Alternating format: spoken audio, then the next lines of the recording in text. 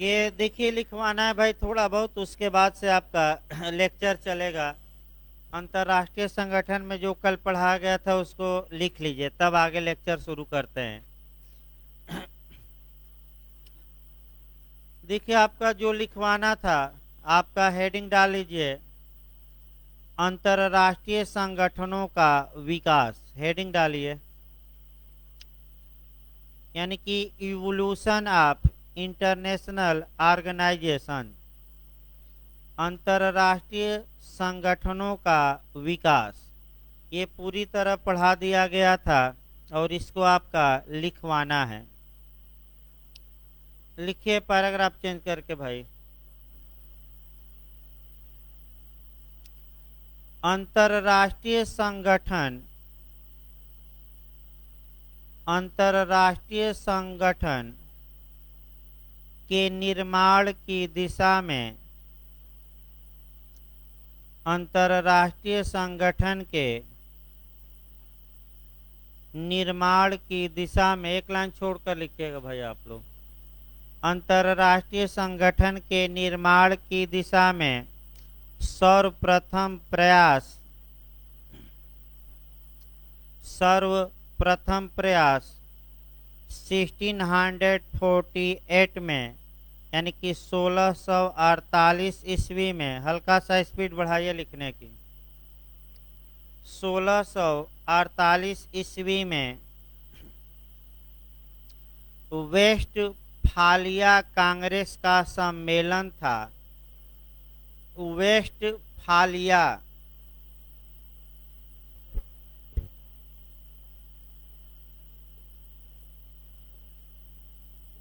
Westphalia Congress का सम्मेलन था। इस सम्मेलन में केवल यूरोपीय देश शामिल थे। इस सम्मेलन में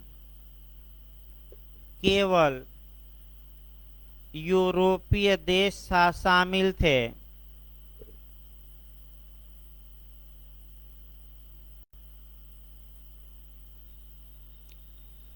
इसे प्रथम यूरोपीय कांग्रेस के नाम से जाना जाता है। इसे प्रथम यूरोपीय कांग्रेस के नाम से जाना जाता है।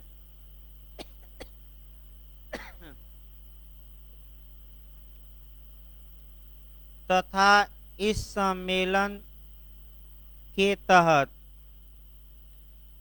विश्व में प्रथम बार, तथा इस सम्मेलन के तहत विश्व में प्रथम बार बैलेंस ऑफ पावर, यानी कि शक्ति का संतुलन, बैलेंस ऑफ पावर यानी कि शक्ति का संतुलन बनाया गया।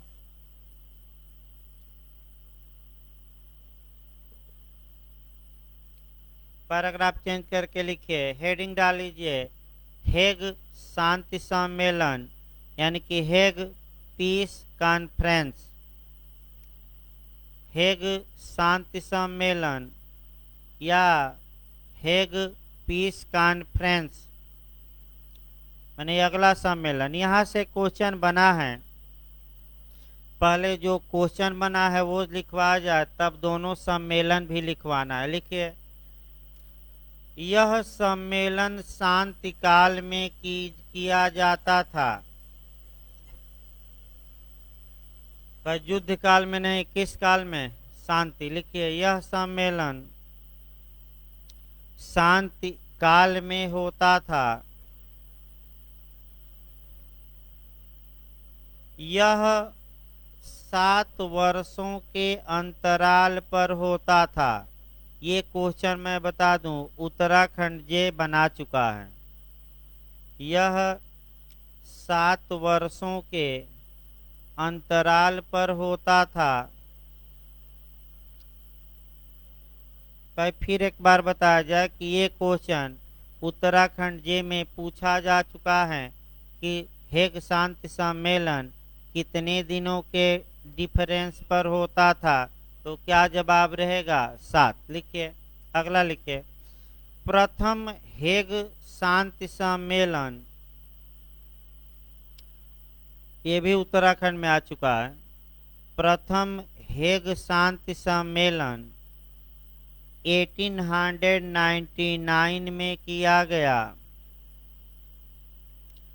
1899 में किया गया, जबकि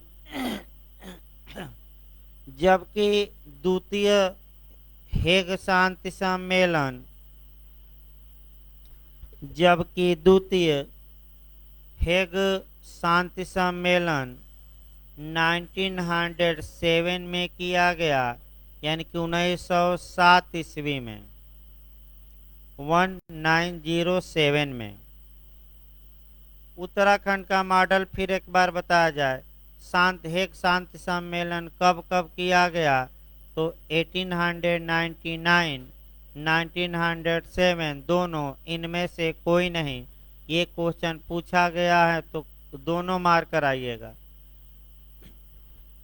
लिखिए इसी में, इन सम्मेलनों में ऐसे नियम प्रतिपादित किए गए। इन सम्मेलनों में ऐसे नियम प्रतिपादित किए गए जो अंतरराष्ट्रीय प्रणाली, यानी कि इंटरनेशनल सिस्टम, जो अंतरराष्ट्रीय प्रणाली को विनियमित करने माने रेगुलेट करने, चलाने, जो अंतरराष्ट्रीय प्रणाली को विनियमित करने तथा जो संघर्षों एवं युद्ध के कारणों को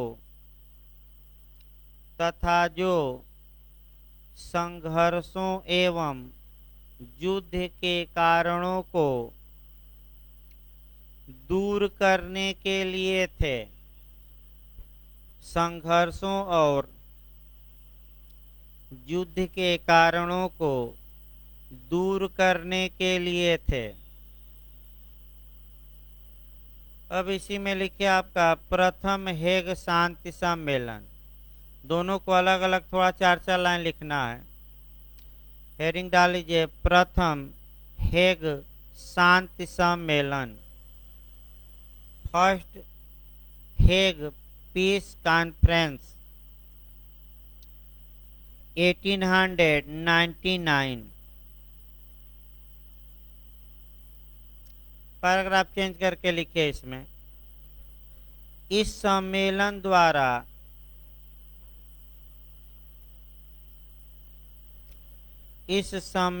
द्वारा विवादों के शांतिपूर्ण निपटारे के लिए, इस सम्मेलन द्वारा विवादों के शांतिपूर्ण निपटारे के लिए नियम बनाए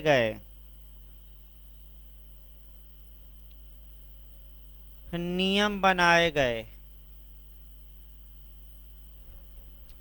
तथा स्थल युद्ध विधि, स्थल माने जमीन पर युद्ध के नियम, स्थल युद्ध विधि के बारे में भी, माने जमीन पर जो लड़ाइयाँ होती हैं, स्थल युद्ध विधि के बारे में भी नियमों का सृजन किया गया।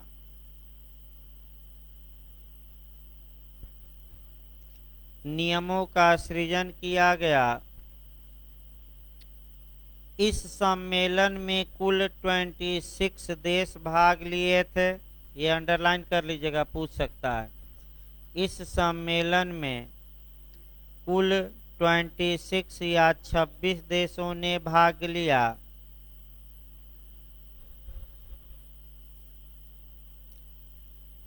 इस सम्मेलन की मुख्य बात, ये जरूर अंडरलाइन करिए, पूछा जा चुका है यूपी और उत्तराखंड दोनों में, जो अगली लाइन लिखवाई जाएगी। इस सम्मेलन की मुख्य बात यह थी कि इसके द्वारा permanent court of arbitration, permanent court of arbitration, Hindi में लिखिएगा अस्थाई माध्यस्थम न्यायालय, अस्थाई माध्यस्थम न्यायालय, या दूसरी भाषा में अस्थाई विवाचन न्यायालय, विवाचन भी कहा जाता है, अस्थाई माध्यस्थम न्यायालय या अस्थाई विवाचन न्यायालय की एक ही है स्थापना की गई। फिर एक बार क्वेश्चन का मॉडल देखिए। आपका पूछा गया कि अस्थाई माध्यस्थम न्यायालय किस सम्मेलन का परिणाम था, तो दे देगा हेग शांति सम्मेलन 1899 1907, फिर दे देगा राष्ट्र संघ यूएनओ, तो भाई चारों में से क्या मार कर आएंगे 1899 हेग शांति सम्मेलन। ये क्वेश्चन आ चुका है, 2 बार अंडरलाइन करिएगा इसको। अगला लिखिए आपका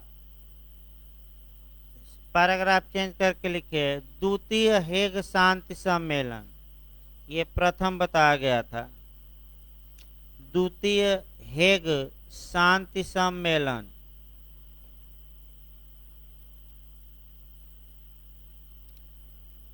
लिखिए यह सम्मेलन 1907 में हुआ, 1907।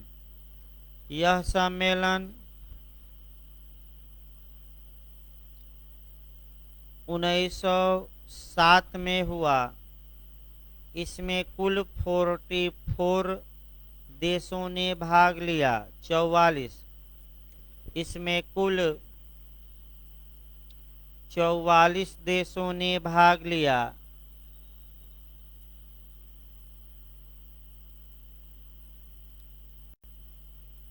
इस सम्मेलन द्वारा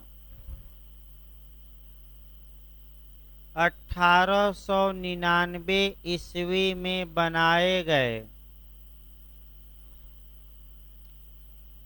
इस सम्मेलन द्वारा 1899 ईस्वी में बनाए गए अभिसमयों, माने जो कन्वेंशन या संधियां थी, अभिसमयों को पुनरीक्षित किया गया। पुनरीक्षित यानी कि कुछ जो कमी थी उसको सुधारा गया, रिवीजन किया गया, निगरानी। पुनरीक्षित का मतलब रिवीजन या निगरानी, माने कमियों को क्या किया गया, सुधारा गया। तथा इसी लाइन में लिखिए तथा स्थल तथा समुद्री युद्ध पर, स्थल तथा समुद्री युद्ध पर 10 नए अभिसमय बनाए गए।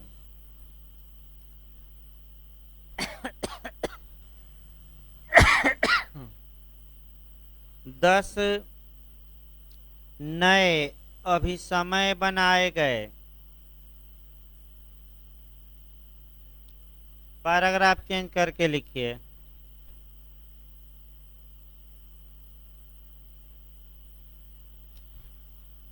उपर्युक्त दोनों सम्मेलनों की प्रकृति, उपर्युक्त दोनों सम्मेलनों की प्रकृति निवारक एवं विनियात्मक थी। निवारक एवं विनियात्मक थी, यानी कि प्रिवेंटिव एंड रेगुलेटरी, माने कुछ चीज़ों को रोका गया। निवारक और विनियमन का मतलब कि कुछ चीज़ों के बारे में नियम भी बनाया गया, दोनों था, यानी कि निवारक और विनियामक, रेगुलेटरी कहा जाता है। अब आइए अगला संस्थान देखा जाए। लिखिए the league of Nations, heading डाल लीजिए भाई, राष्ट्र संघ। हेडिंग डालिए द लीग ऑफ नेशंस या राष्ट्र संघ। यहाँ से भी एक क्वेश्चन बनने का चांस रहता है। लिखिए पैराग्राफ चेंज करके, प्रथम विश्व युद्ध के पश्चात, प्रथम विश्व युद्ध के पश्चात अंतर्राष्ट्रीय शांति एवं सुरक्षा, यानी कि इंटरनेशनल पीस एंड सिक्योरिटी, अंतर्राष्ट्रीय शांति और सुरक्षा बनाए रखने हेतु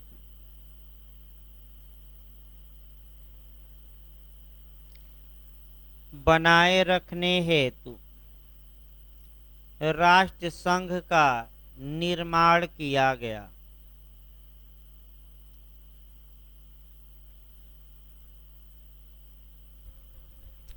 राष्ट्र संघ का निर्माण किया गया। इसी लाइन में लिखिएगा, चूंकि इसका निर्माण प्रथम विश्व युद्ध के बाद हुआ, चूंकि इसका निर्माण प्रथम विश्व युद्ध के बाद हुआ, अतः इसे child of first world war, child of first world war, Hindi में लिखे प्रथम विश्व युद्ध का बच्चा, प्रथम विश्व युद्ध का बच्चा, बच्चा मतलब कि शिशु या संतान या संतति भी लिखा गया। संतति, संतति आ जाए तो घबराना नहीं है, ये नहीं कि खोलने लगे कि ये संतति क्या है। संतति का मतलब हुआ बच्चा, चाइल्ड।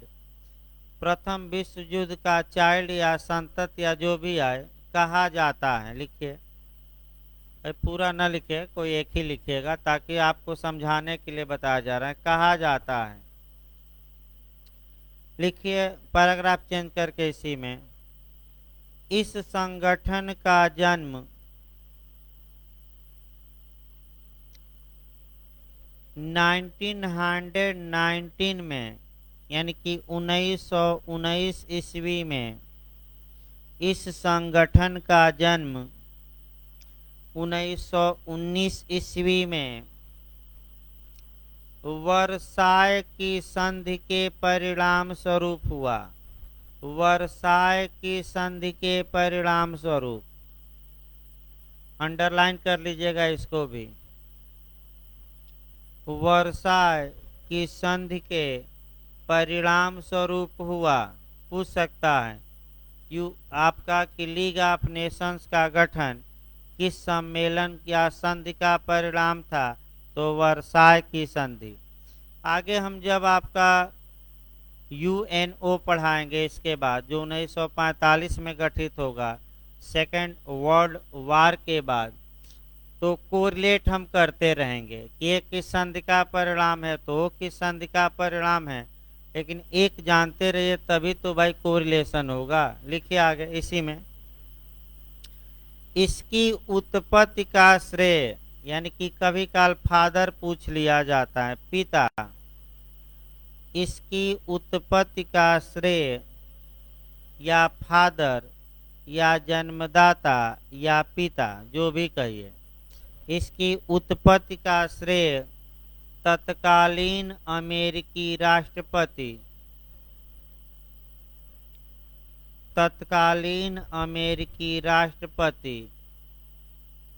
विल्सन को प्राप्त है। विल्सन को प्राप्त है। अगला लिखिए, इस संगठन के ड्राफ्ट माने मसौदा, खाका, लिखिए इस संगठन के ड्राफ्ट को माने मसौदा को हर्स्ट मिलर ने मिलकर तैयार किया। हर्स्ट मिलर, ये भी याद रखिएगा, लिखिए हर्स्ट मिलर ने मिलकर तैयार किया।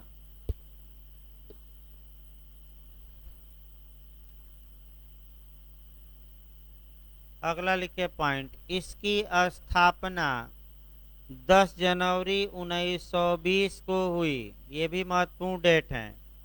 10 जनवरी 1920, यानी कि इसकी स्थापना 10 जनवरी 1920 को हुई। अगला लिखिए,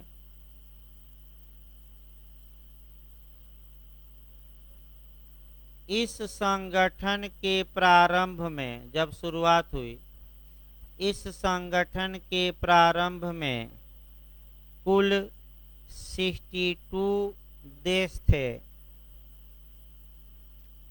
यानी कि 62 देश थे। अंडरलाइन कर लीजिएगा, कितने देश? तो यूएनओ का भी लगातार बताया जा रहा है और बताया भी जाएगा अगले लेक्चर में कि यूएनओ की स्थापना कितने देश मिलकर किए, 62 नहीं 51, और राष्ट्र संघ की 62। तो भाई आपका लगातार ये याद करना है। लिखिए आगे, 62 देश थे, जबकि इसके समापन के समय, इसी लाइन में बना लीजिए, जबकि इसके समापन के समय केवल 32 देश ही बचे, यानी कि और देश अपना हट गए थे। 32 यानी कि 32 देश ही बचे। अगला पॉइंट लिखिए, अमेरिका इस संगठन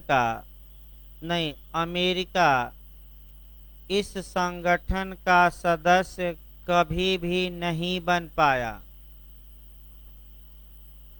अमेरिका इस संगठन का सदस्य कभी भी नहीं बन पाया,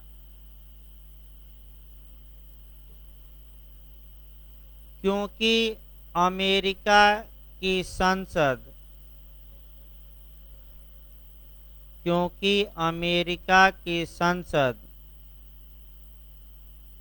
का सदन सीनेट कहा जाता है, राज्यसभा जैसे है।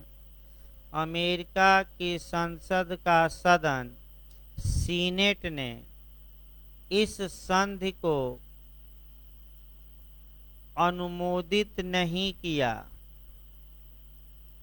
यानी कि जो राष्ट्रसंघ की संधि की गई थी उसको कभी भी अनुमोदित नहीं किया। ये सबसे बड़ी कमी थी। फाउंडर देश है, इसका मेंबर बन नहीं पाया, क्योंकि वहाँ का जो सीनेट यानी कि हमारे राज्यसभा के समान है, उसने संधि को मान्यता ही नहीं दी, बताया भी गया था। लिखिए इसमें भाई, पैराग्राफ चेंज करके लिखिए, राष्ट्र संघ के प्रमुख अंग 3 थे। क्या राष्ट्र संघ में 3 प्रमुख अंग थे? वहीं तीनों प्रमुख अंगों को देखना है। पहले तीनों अंग लिख लीजिए। पहला आपका असेंबली या सभा, फर्स्ट लिखिए सभा। दूसरा परिषद या काउंसिल। तीसरा सचिवालय।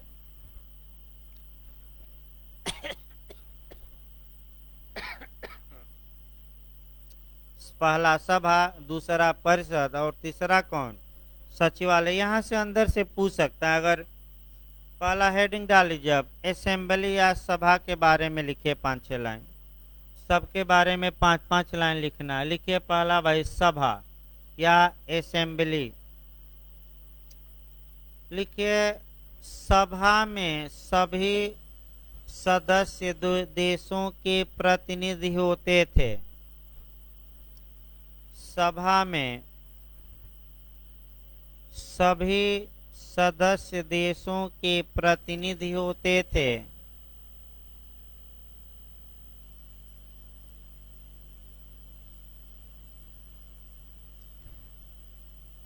एक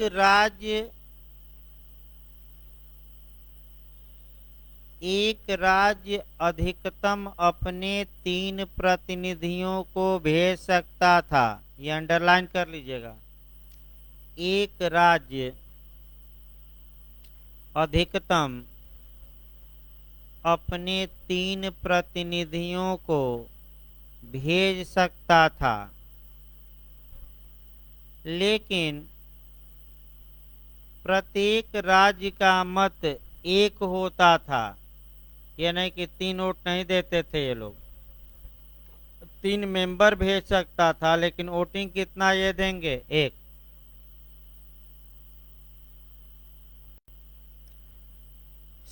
लिखिए सामान्यतः इसकी बैठक वर्ष में कम से कम 1 बार होती थी। सामान्यतः इसकी बैठक वर्ष में कम से कम 1 बार होती थी।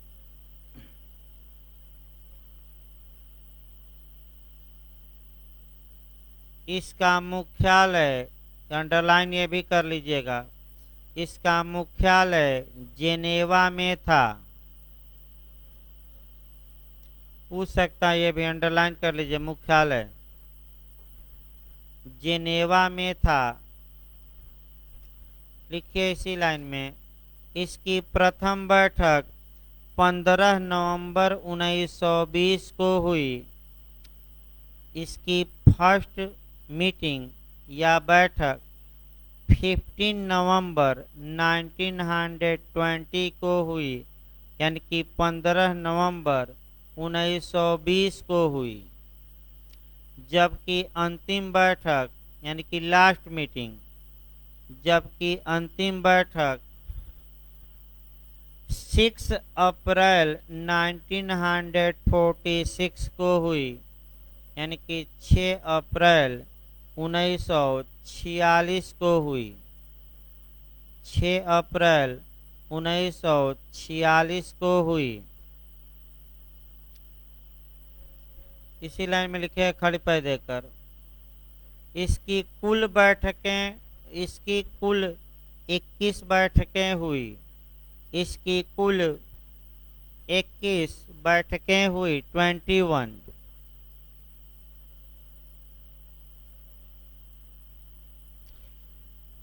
दूसरा लिखे संगठन भाई आपका द काउंसिल यानी कि परिषद। सेकंड लिखे दूसरा द काउंसिल यानी कि परिषद। लिखिए परिषद राष्ट्र संघ का अधिशासी या कार्यपालकीय अंग था। परिषद राष्ट्र संघ की अधिशासी गवर्निंग बॉडी या कार्यपालकीय यानी कि एग्जीक्यूटिव कार्यपालकीय अंग थी। कार्यपालकीय देखिए इस बार आपका यूपीजे में फिर हम बता रहे हैं, कल भी बताए थे, ये क्वेश्चन बना था।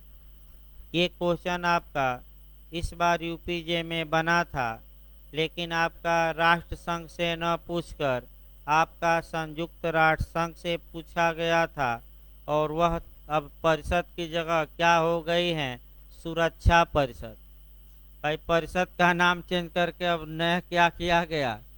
तो जब भी हम सुरक्षा परिषद बताएंगे तो एक बार परिषद का उल्लेख हम जरूर करेंगे और रटे रहिएगा, पूछा जाएगा। तो ये नहीं कि मौनी बाबा जैसे बैठे रहिए, जब पूछा जाए तो भाई बताइए।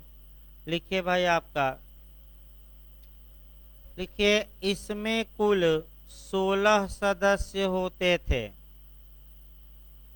इसमें कुल 16 सदस्य होते थे।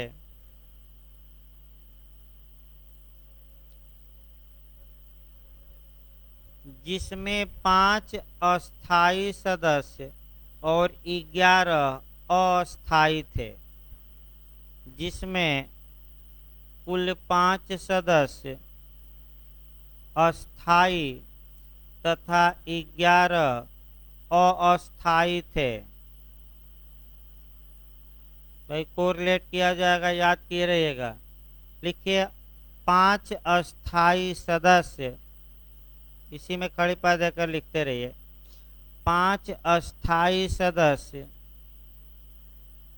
अमेरिका, अमेरिका कामा दीजिए जापान, अमेरिका कामा देना है जापान, कामा देकर लिखना है इटली, फ्रांस तथा ब्रिटेन थे।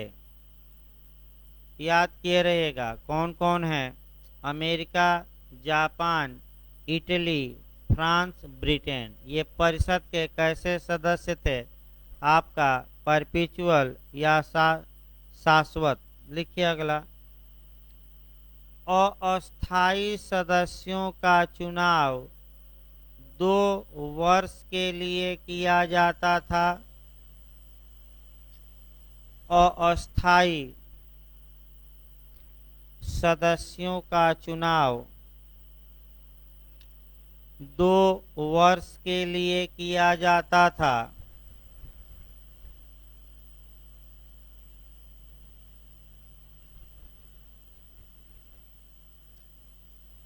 विश्व शांति एवं सुरक्षा की प्राथमिक जिम्मेदारी, ये क्वेश्चन आ चुका है, अंडरलाइन कर लीजिएगा। विश्व शांति एवं सुरक्षा की प्राथमिक जिम्मेदारी परिषद की ही थी। परिषद की ही थी। देखिए आज भी यही नियम है, आगे हम बताएंगे आर्टिकल वाइज। यूएनओ के चार्टर का आर्टिकल जब हम 24 बताएंगे तो हम बताएंगे कि आज भी विश्व में शांति एवं सुरक्षा बनी रहे, इसकी प्राइमरी लाइबिलिटी आपका सिक्योरिटी काउंसिल पर ही है। यानी कि राष्ट्र संघ के तहत परिषद थी और संयुक्त राष्ट्र संघ जब गठित तब इसके बाद कराएंगे तो बस नाम चेंज हो जाएगा, क्या आपका सुरक्षा परिषद, और लेकिन सदस्य भी चेंज होंगे। कुछ सदस्य इसमें से रहेंगे और कुछ नए आ जाएंगे, जैसे चीन हुआ, रूस हुआ इत्यादि, तो बताया जाएगा। लिखिए अगला भाई आपका तीसरा, लिखिए सचिवालय, हेडिंग डाल लीजिए। तीसरा अंग कौन था आपका, द सेक्रेटरिएट, यानी कि सचिवालय। लिखिए सचिवालय राष्ट्र संघ का अस्थाई कार्यालय था। सचिवालय राष्ट्र संघ का अस्थाई कार्यालय था।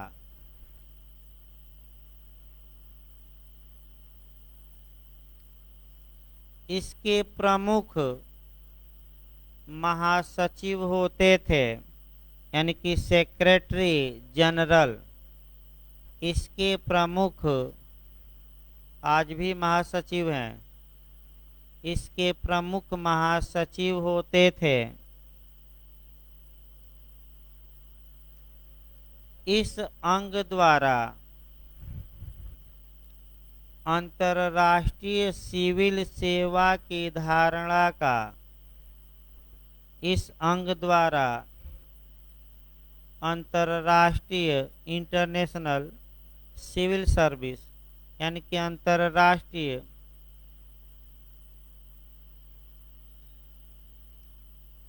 सिविल सेवा की धारणा का विकास किया गया, की धारणा का विकास किया गया। ये 3 अंग आपको लिखवा भी दिया गया, बताया भी गया था। अब कुछ सामान्य बातें अलग से लिखिए भाई, आपका यूपीजे में आया है, लिखिए।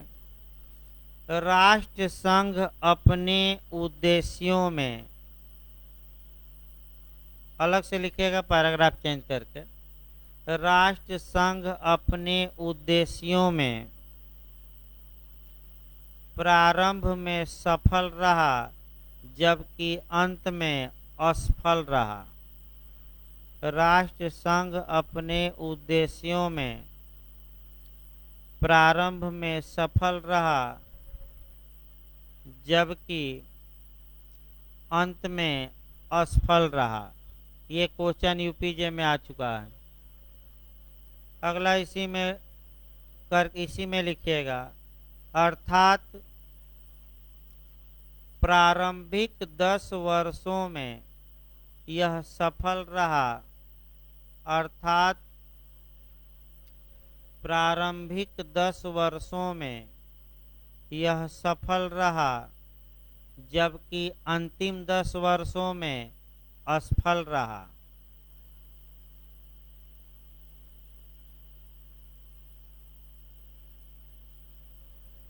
ये क्वेश्चन फिर एक बार बताया जाए, यूपीजे में आ चुका है, सतर्क रहना। अगला लिखिए भाई, अगला सामान्य बात लिखिए। राष्ट्र संघ के तहत कोई भी राज्य, राष्ट्र संघ के तहत कोई भी राज्य अपनी सदस्यता को वापस ले सकता था, माने रिवोक कर सकता था, प्रतिसंहृत कर सकता था। राष्ट्र संघ के तहत कोई भी सदस्य अपनी सदस्यता को वापस ले सकता था। इसके 2 तरीके थे, दोनों याद किए रहिएगा। इसके 2 तरीके थे, बताया गया था भाई 2। इसके 2 तरीके थे। फर्स्ट लिखिए, 2 वर्ष पूर्व सूचना देकर, 2 वर्ष पूर्व, 2 ईयर्स, 2 वर्ष पूर्व सूचना देकर। अभी सूचना का सिद्धांत बताया भी गया था, यहाँ भी सूचना आ गई। कितने साल पहले नोटिस देंगे? 2 साल। भाई सूचना तमाम जगह आएगी। अब देखिए, एक सीमा होती है भाई कोरिलेशन की, और जितना दिमाग में भाई आता है उतना ही बताया जाता है, लेकिन उसके बाहर भी दुनिया है। जैसे कि आपका मेढक है, मेढक आपका कुएं में रहता है तो समझता है कि यही दुनिया है, और जब बाहर निकलता है तब उसे पता लगता है कि ये तो दुनिया बहुत बड़ी है। तो भाई ये ला है, लाख हम पढ़ लें लेकिन कुछ न कुछ कमी रह ही जाएगी, क्योंकि ला का क्षेत्र क्या है आपका, बहुत ज़्यादा। प्रयास आदमी कर सकता है लेकिन 100% नहीं पढ़ा सकता कोई भी टीचर। ये संभव ही नहीं है कि हर एक जगह से कोरिलेट करके आपको लिखवा दिया जाए, लेकिन प्रयास किया जाता है कि मेन चीज़ों को क्या किया जाए, लिखवा जाए। अगला लिखिए भाई, सेकंड लिखिए। सेकंड तरीका लिखिए, क्या तरीका था?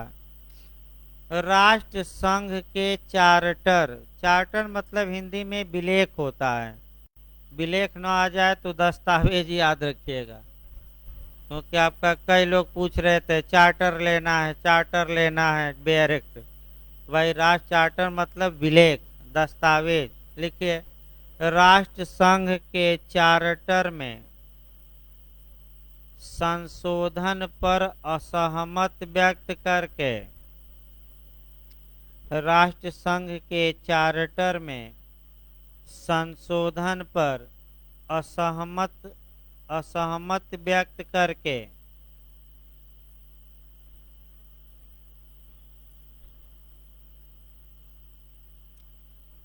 अब अगला इसी में हेडिंग डालिए, आपका राष्ट्र संघ की दुर्बलताएं या कमियां। हेडिंग डाल लीजिए, राष्ट्र संघ की दुर्बलताएं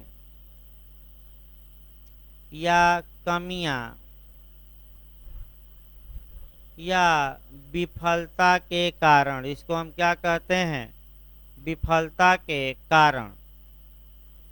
जैसे कि इसको आप अफगानिस्तान से भी जोड़ सकते हैं। वर्तमान समय में जो सबसे अच्छा उदाहरण आपका मिलता है, आपका तमाम विद्वान, आपका अमेरिका क्यों असफल रहा और गनी जी को क्यों भागना पड़ा, इस बारे में तमाम टीवी चैनल और तमाम जगह पर चर्चा हो रही है। तो आखिर असफलता के एक कारण नहीं होते, तमाम कारण होते हैं। अब आप भी भाई विचार करिएगा क्या क्या कारण है, वो तो अलग बात है, लेकिन राष्ट्र संघ क्यों विफल रहा, इसके कारणों को हम खोजेंगे। तो पहला कारण ये था कि जो ये काउंसिल या परिषद होती थी, अब फिर परिषद एक बार मैंने जब जब पढ़ाया जाए परिषद, दो चार लाइन याद रखे। कार्यपालिका अंग थे, कितने मेंबर टोटल परिषद में थे? 16। अस्थाई कितने? 5। अस्थाई 11। तो ये नियम बनाया गया था कि जब भी परिषद किसी मुद्दे पर फैसला करेगी तो सर्वसम्मत से फैसला करेगी, और जानते हैं कि सर्वसम्मति जल्दी संभव नहीं है। तो पहला विफलता का कारण ये रहा। तो जो संयुक्त राष्ट्र संघ बना, इसमें सर्वसम्मत को अब क्या किया गया है? बाहर, और बहुमत का सिद्धांत है, क्योंकि सर्वसम्मत उत्पन्न होना मुश्किल है।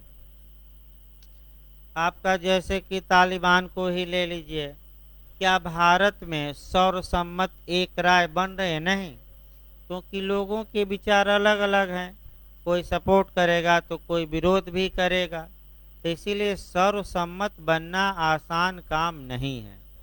लेकिन अब ये नियम था कि सर्वसम्मत से फैसला, और एक भी विरोध कर देता था तो मामला टाँ टाँ फिस, यानी कि वहीं के क्या रह जाता था वहीं, यानी कि न नौ मन तेल हुई है और न राधा नची है। तो जब तक लिखे भाई, पहला लिखते रहे भाई, समझते भी रहिए।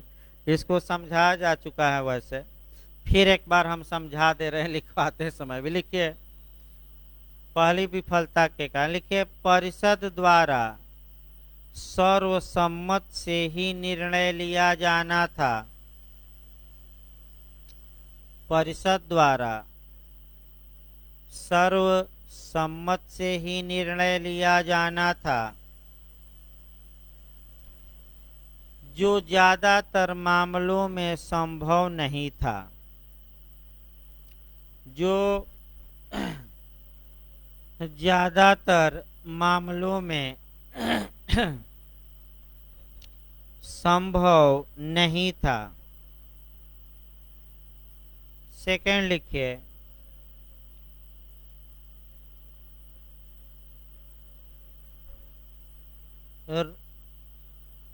युद्ध को पूर्णतः वर्जित नहीं किया गया था। वार को, युद्ध को पूर्णतः वर्जित नहीं किया गया था। आज भी आपका पूछा जाता है, वर्जित है, लेकिन एक प्रावधान है आपका सेल्फ डिफेंस, कि सेल्फ डिफेंस में एक देश दूसरे को पर आक्रमण कर सकता है। बहुत पूछा जाता है वर्तमान में।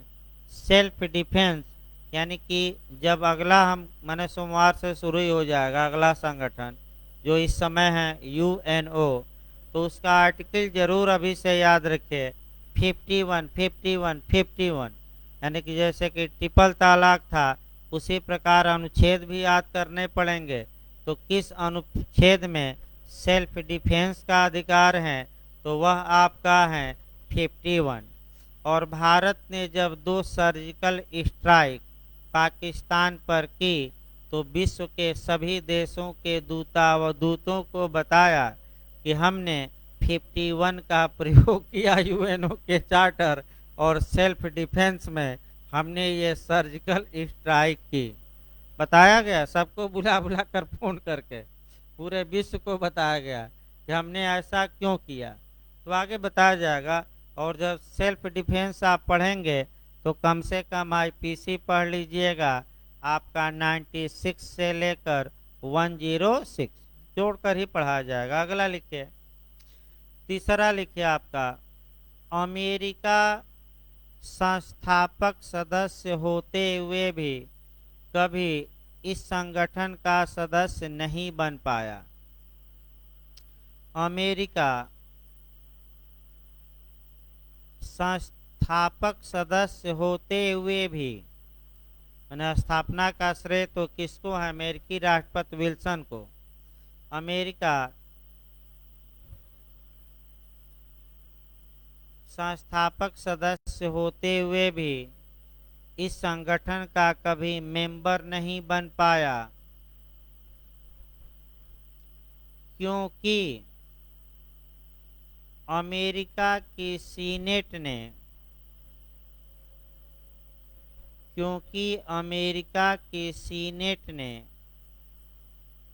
इस संधि का कभी अनुमोदन ही नहीं किया।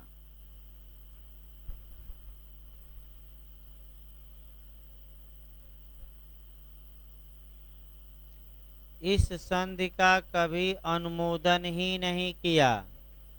अगला लिखिए पॉइंट, सदस्यता की वापसी भी विफलता का एक प्रमुख कारण था। सदस्यता की वापसी भी विफलता का एक प्रमुख कारण था।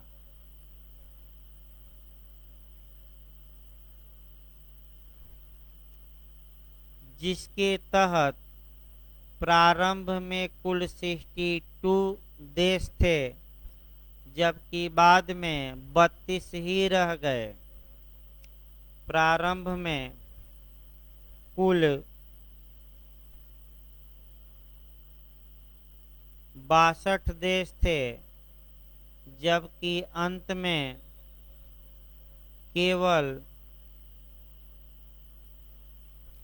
32 ही रह गए। अगला लिखिए, अगला कारण लिखिए, 2-3 और हैं।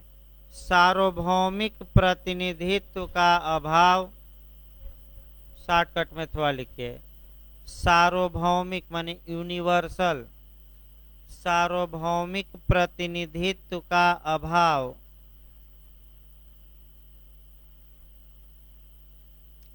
अगला कारण लिखिए, महाशक्तियों एवं छोटे राज्यों में भेदभाव। महाशक्तियों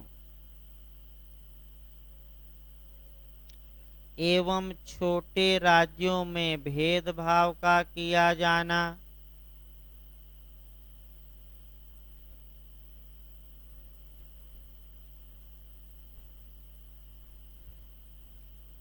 अगला लिखिए, परिषद तथा सभा के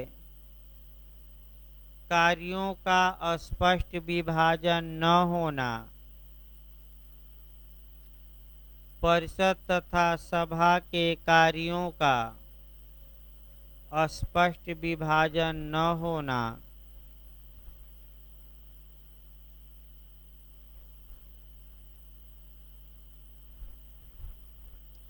अगला लिखिए, परिषद के कार्य नहीं, परिषद के निर्णयों का बाध्यकारी न होना।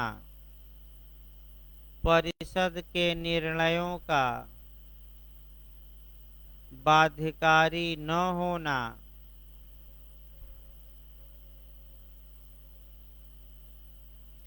अंतिम लिखिए, निजी स्वार्थ को बल प्रदान करना। निजी स्वार्थ को बल प्रदान करना, जैसे कि अफगानिस्तान के मामले में वर्तमान समय में सबसे अच्छा उदाहरण है। आपका न तो राष्ट्र संयुक्त राष्ट्र संघ कुछ कर पा रहा है, न सुरक्षा परिषद, बस एक दूसरे का मुख देख रहे हैं कि अमेरिका किया तो अब चीन देख रहा है कि कोई और कुछ करे, और सभी लोग ये आशा लगाए हैं कि भारत कुछ करेगा। माने भारत जाकर और ओखली में अपना सिर कुचवा दे, ये सब राष्ट्र ज्यादा राष्ट्र यही चाह रहे हैं। आपका मैं बता दूं, वर्तमान में अमेरिका भी ऑफर दिया है कि आप संभालिए स्थिति। तमाम देश, अफगानिस्तान तो कह ही रहा था पहले से कि भारत आए और सैन्य सहायता दे, यानी कि जाकर आपका जबरदस्ती क्या करे, कुछ सैनिकों को 1000-2000 मरवा दे, और तब विश्व को क्या मिलेगी? शांति। भाई पूरे विश्व की जिम्मेदारी है, और इस जिम्मेदारी को निभाने में हमारा संयुक्त राष्ट्र संघ, जो आपका कल से बने अगले टर्न पर शुरू ही हो जाएगा, वो पूरी तरह क्या वर्तमान में दिख रहा है? असफल। इसका प्रमुख कारण ये है बीटो का प्रयोग। जैसे ही कोई सुरक्षा परिषद में प्रस्ताव आता है तो चीन या रूस तुरंत क्या करते हैं? बीटो। अब प्रस्ताव पास ही नहीं होगा। तो आपका अभी 15 मिनट बाद क्लास चलेगा भाई, कम से कम आपका ब्रेक रहेगा 15 मिनट का। बता दिया जाए, जो लाइव क्लास भी पढ़ रहे हैं लोग, और तब आपका एविडेंस चलेगा आपका 15 मिनट के बाद।